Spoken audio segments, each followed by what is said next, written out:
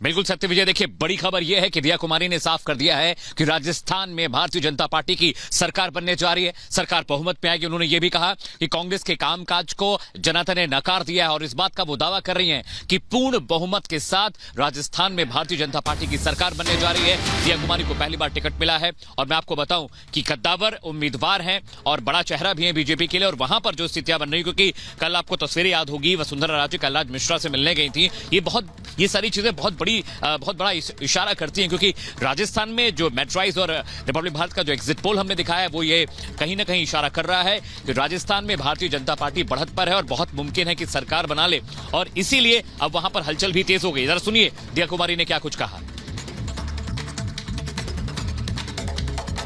कि exit poll अपनी तरीके से ये लोग करते हैं। मैं तो ये कहूँगी कि बस एक दिन की बात है, आप देखिएगा कि जो एग्जैक्ट पोल आएगा, जो एग्जैक्ट रिजल्ट आएगा वो बिल्कुल ही भारतीय जनता पार्टी के पक्ष में होगा। पूरे मेजॉरिटी से हम लोग सरकार बनाएंगे।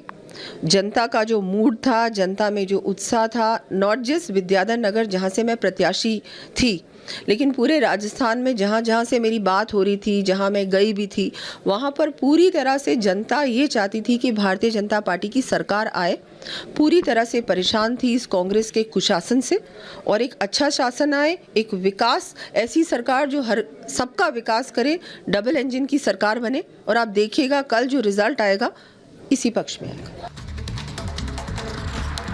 तो दिया कुमारी को आप यहां पर सुन रहे थे, क्योंकि राजस्थान के अंदर जिस तरीके से बीजेपी जहां एक तरफ जीत का दावा कर रही है, तो वहीं कई सीएम चेहरे हैं जिसमें दिया कुमारी का नाम भी इस वक्त आगे चल रहा है। और इन चेहरों में न सिर्फ बीजेपी के प्रदेश अध्यक्ष सीपी जोशी, इसके साथ ही एक नाम वो है बाबा बालकनाथ का, जहां तिजारा में इस वक्त मौजूद हैं। आपको बताएं कि बाबा बालकनाथ का जो नाम है वो इस वक्त सीएम फेस के तौर पर कहा जा रहा है।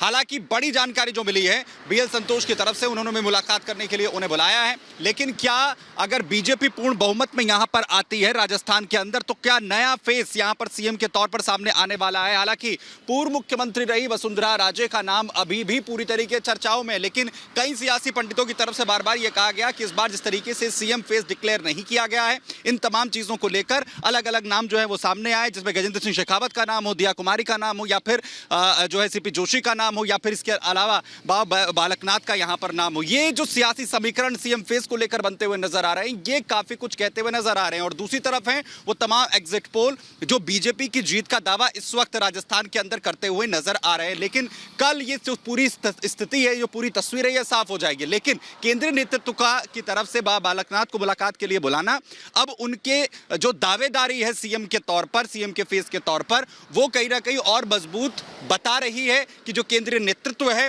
वो इस पर बहुत ही सोच समझकर फैसला करेगा। और सबसे बड़ी बात यह होगी कि जो नतीजे सामने आएंगे, जो यहां पर सीटें यहां पर मिलेगी, अगर क्लियर मैंडेट यहां पर मिलता है तो बीजेपी के लिए बहुत आसान ये पूरी तस्वीर यहां पर होने वाली है। लेकिन अगर यहां पर पेच फंसता है, क्योंकि कुछ एग्जिट पोल्स यहां पर बहुत ही जो मुकाबला है वो टक्कर का यहां पर बता रहे हैं, जिसके बाद समीकरण बदलते हुए भी नजर आ सकते हैं।